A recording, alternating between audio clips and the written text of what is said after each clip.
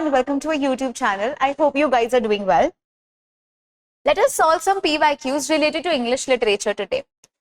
So this is the first question in front of you. We have these two statements, assertion and reason. Let us read it and then see, are both the statements true or is one statement wrong here? Assertion says post-structuralism is unthinkable without structuralism. And the reason to this says that post-structuralism continues structuralism, strongly humanistic perspective, and it closely follows structuralism in its belief that language is not the key of our understanding of ourselves and the world. So what should be the right answer? Both A and R are correct and R is the correct explanation for A. Both A and R are incorrect. A is correct and R is incorrect. A is incorrect and R is correct. So what should be the right answer? So the right answer should be C. A is correct and R is incorrect. Let us read the statements again and then decide what should be the right answer. So when you read the first statement, you see that they are saying that there is a relationship between post-structuralism and structuralism. That's very much true because post-structuralism somewhere is like a counter-narrative given to structuralism. Okay, so post-structuralism is unthinkable without structuralism. True, because अगर structuralism नहीं होगा तो post-structuralism कैसे आएगा? Okay, so assertion becomes very much true. But what is the relationship? Let us know that also. So post-structuralism continues structuralism strongly humanistic perspective. Does it continue the humanistic perspective? No, it actually contradicts the perspectives that are there written by structuralism and follows structuralism in its belief that language is not the key of our understanding of ourselves and the world. So basically, post-structuralist says that we do not compartmentalize anything. Our foundation is not language. Also, they started to believe, the structuralists started to believe in binary things, right? Like good and bad. And they said that the first one, that is the good that comes in front, is something that is superior than the other one. But what post-structuralists would say, that कुछ भी चीज binaries में नहीं decide होती है and you cannot say that one is superior and the one is not as famous as the other one or not as important as the other one. So the binary opposition की बात करी थी वो यहाँ पे deny कर देते हैं post-structuralists. Also they say that post-structuralism is just a continuation of the word. It is always changing. So what is the context? A word or anything that you're talking about is on the basis of the context in which it is said, and it keeps on changing. So you cannot give a meaning to everything that is an absolute meaning. There is nothing as absolute. As the scenario changes, the context changes, the meaning changes, etc. Okay, so reason given for this assertion is wrong, but the assertion is correct.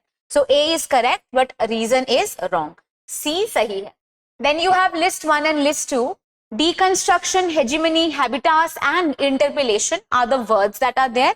We have theorist, Jacques Derrida, Antonio Gramsci, Louis Althusser, and Pierre Bourdieu. So we need to match the various theories or the words that are there with the theorist. Let us look at the right answer, and it is very easy as well. A becomes the right answer. A को हम लोग 1 के साथ match करेंगे. Deconstruction is a word जो किसने बात करी है? Deconstruction के बारे में we have Derrida who talks about deconstruction, isn't it? Jacques Derrida is the one who talks about difference and also deconstruction. It is related to what? It also says that जो binaries होते हैं उनको हमें deconstruct करना है. Nothing can be compartmentalized, isn't it? So he is very same to what the post-structuralist was saying.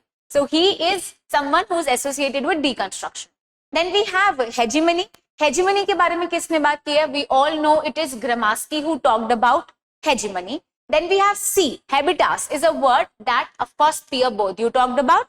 And interpellation and ideologies, ideological state apparatus, these are the few things that Althusser has discussed upon. So let us now move to the another question. From which poem are the following lines extracted? Beautiful, बहुत beautiful lines हैं. Let us see कौन सी poem की है. Some are bewildered in the maze of schools and some made coxcombs. Nature meant but fools. In search of wit, these lose their common sense and then turn critics to their own defense. Is it these lines are from McFlecknoe, Hudibras, an essay on criticism, an essay on dramatic poesy. So ये वाली lines कौन से work में से है? So these are the lines that are written in essay. This is a line from an essay on criticism. This means C हमारा right answer है. An essay on criticism का ये के अंदर से ये extract की गई है lines. In which of the following was Charles Dickens the founding editor? ये Charles Dickens founding editor किस magazine या journal के है? North and South, The Newcomers, Household Words, The Way We Live Now, All the Year Round. इसके अंदर तो कुछ novels भी added है. Not all magazines or journals are there. Of which of the following was Charles Dickens the founding editor? And we all know Household Words and All the Year Round are basically the journals that he started. So he started with the name Household Words, then कुछ time बाद ही उन्हें disturb कर देते हैं और उसके बाद नई नेम से स्टार्ट करते हैं all the year round. And अपने बहुत सारे वर्क्स उन्होंने इधर ही सीरियलाइज करे हैं. Then we have statement 1 and statement 2. Althusser's theory of interpolation implies the act of hailing like hey you and thereby turning individuals into ideological consenting subjects. Statement 2 says Althusser's theory of interpolation is very much similar to the concept of Derrida's theory of deconstruction. So it's a very, very easy question. We all know that statement 1 is true, but statement 2 is blatantly false. They are two very different things. Marxism के बारे में बात कर रहे हैं अल्थ्यूजर, while deconstruction के बारे में कौन बात कर रहे हैं? डेरिडा बात कर रहे हैं. सो डिफरेंस की थ्योरी किसने दी है? डेरिडा ने दी है. एंड इंटरपेलेशन स्टेट अपैरेटस के बारे में कौन बात कर रहे हैं? अल्थ्यूजर बात कर रहे हैं. ओके, सो वो मार्क्सिज्म से साथ एसोसिएटेड है. Althusser's theory of interpolation basically looks at everything as an ideology. हर चीज को वो क्या बोलते हैं? आइडियोलॉजीज है, और जो कि हैव्स एंड हैव नॉट्स की वजह से सेट होती है. In fact it is the haves जो सेट करते हैं और हैव नॉट्स फॉलो कर रहे हैं. सो पावर डायनेमिक्स के बारे में बात हो रही है. Okay, so they are turning individuals into what? They are turning individuals into ideological consenting subjects. Then but this statement, the second statement is completely wrong because they are not similar but very much different. So what is the right answer? C becomes the right answer. A is the statement 1 is true, but statement 2 is false. Which of the following points are correct regarding the direct method of teaching English in a classroom scenario? Classroom scenario में ये किधर से question आया है? ये ELT का question है हर पेपर में. In fact in every video I am bringing 2 to 3 questions from ELT. They talk a lot, they ask a lot of questions from नॉर्म चॉम्स्की या फिर Stephen Krashen. So these are the people you should know the theories that they have given. What do you mean by suggestopedia, registers, ऐसी कुछ चीजें आ जाती है directly. So this is the question. Which of the following points are correct regarding the direct method of teaching English in a classroom scenario? There is no interference of the mother tongue.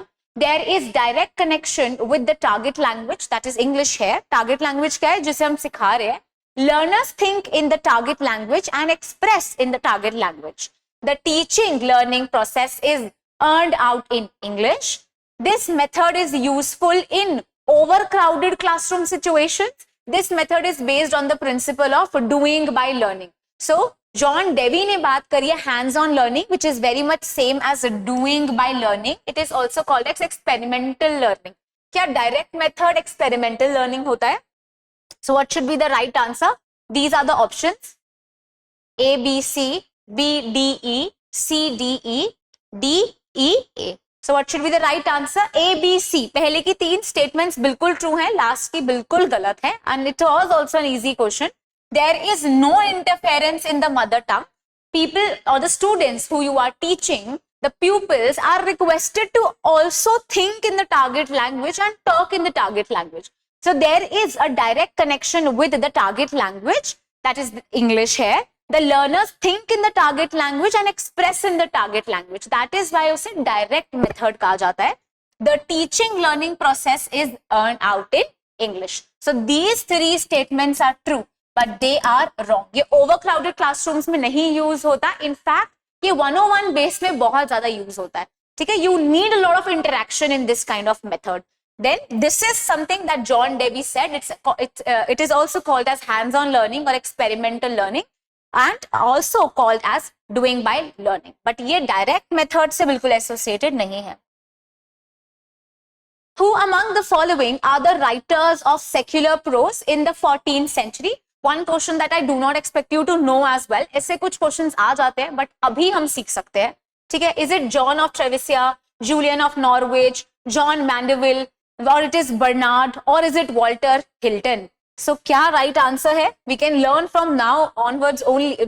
You can learn this here only. A and C सही answer है. That means John of Trevisia and John Mandeville are the two writers that are associated with the secular prose that were written in the 14th century.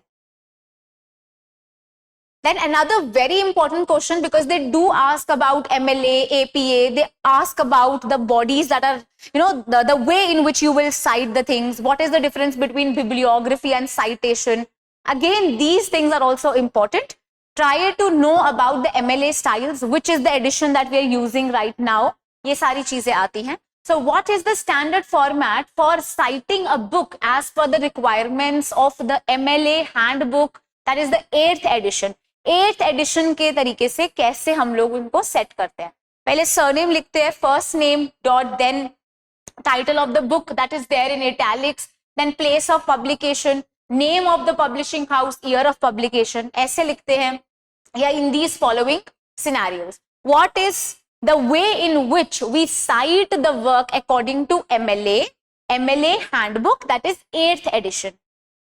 So the right answer is C. सीधा याद रखेंगे. सबसे पहले आता है surname. So you're not writing the first name. Suppose my name is Anshul Sharma. You will be writing Sharma here. Then you write the surname, then the first name. So Sharma Achal, then dot, then the title of the book in italics, whatever book I've written. Then name of the publishing house, the publishing house that helped me publish it. Then the year of publication after the comma. Okay. Also pay focus कि comma लग रहा है, full stop लग रहा है. They are important. ऐसे भी पूछ सकते हैं, directly एक example देके भी पूछ सकते हैं. अगर 1 से ज्यादा writers होते हैं तो at all लगाते हैं. So these are the things that they will always ask.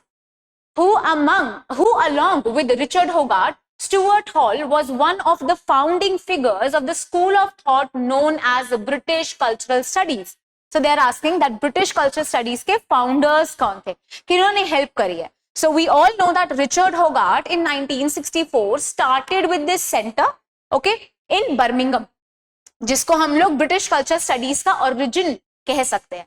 But उनके साथ और किस-किसने किया है? So he was the first editor, he was the inaugurator. Then after that, he gave the responsibility to Stuart Hall, and then along with them there is another very seminal figure. Is it Raymond Williams, Walter Benjamin?